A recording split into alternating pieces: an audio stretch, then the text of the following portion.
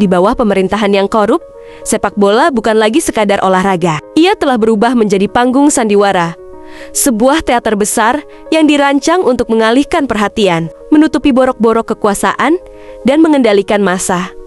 Ini bukan lagi tentang sportivitas atau kebanggaan nasional. Ini tentang kekuasaan, tentang kontrol, tentang bagaimana kita, rakyat, dijauhkan dari realita yang seharusnya kita hadapi.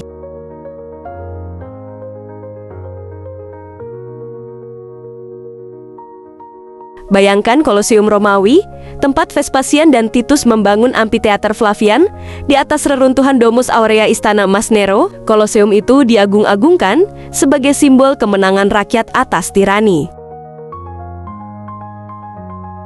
Tapi, apa benar itu untuk rakyat? Ataukah itu hanya alat untuk mengalihkan perhatian mereka dari kekejaman kekuasaan? Para gladiator bertarung, darah tertumpah, dan rakyat bersorak. Sementara para penguasa duduk di tribun, tersenyum puas melihat rakyatnya terdistraksi dari masalah-masalah nyata.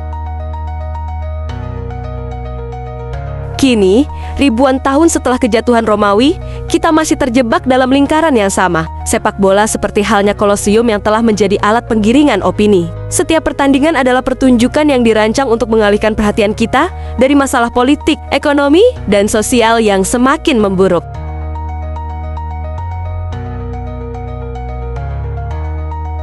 Kita, penonton setia, adalah representasi modern dari penduduk Romawi kuno. Kita duduk di depan layar, menyaksikan para gladiator modern, pemain sepak bola, influencer, dan politisi bertarung di panggung yang sama. Mereka bersilat lidah, memainkan kata-kata, dan mendikte isi pikiran kita. Mereka adalah aktor-aktor dalam sandiwara besar yang dirancang untuk membuat kita lupa bahwa kita sedang dijajah oleh sistem yang korup.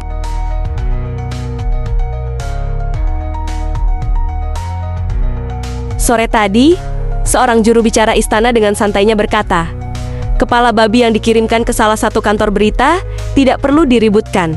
Cukup dimasak saja, cukup dimasak saja." Kalimat itu, yang seharusnya mengejutkan, justru diucapkan dengan nada biasa-biasa saja, seolah-olah itu adalah hal yang wajar. Kebebasan pers, Pak. Udah dimasak aja.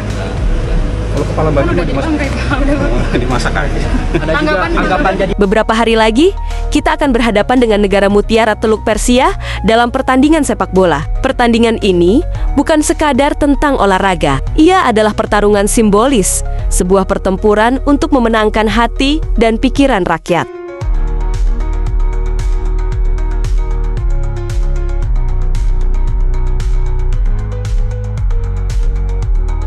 Kemenangan itu harus diraih bukan hanya di papan skor, tapi di dalam hati mereka yang masih percaya bahwa kebebasan adalah hak setiap manusia. Kebebasan yang sejati, seperti demokrasi yang sejati, harus diperjuangkan, bukan diberikan sebagai hadiah dari para penguasa.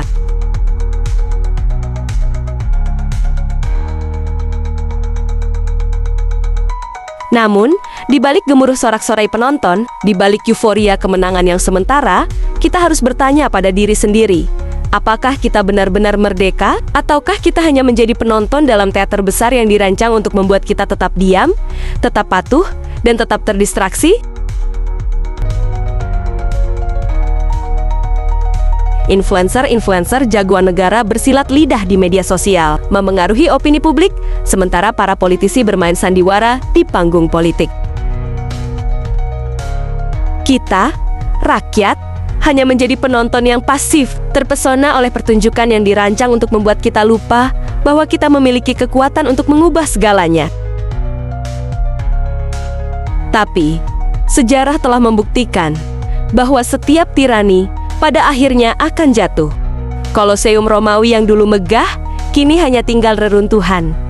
Nero yang dulu berkuasa absolut akhirnya tumbang. Demikian pula, sistem yang korup dan menindas ini suatu hari nanti akan runtuh. Pertanyaannya adalah, apakah kita akan terus menjadi penonton? Atau kita akan bangkit dan mengambil peran sebagai aktor dalam perubahan yang kita inginkan? Kita harus ingat, sepak bola hanyalah permainan. Ia tidak boleh menjadi alat untuk mengalihkan perhatian kita dari perjuangan yang lebih besar. Perjuangan untuk kebebasan, keadilan, dan demokrasi yang sejati. Kita harus berhenti menjadi penonton dan mulai menjadi pelaku. Karena, seperti kata pepatah, mereka yang tidak belajar dari sejarah ditakdirkan untuk mengulanginya.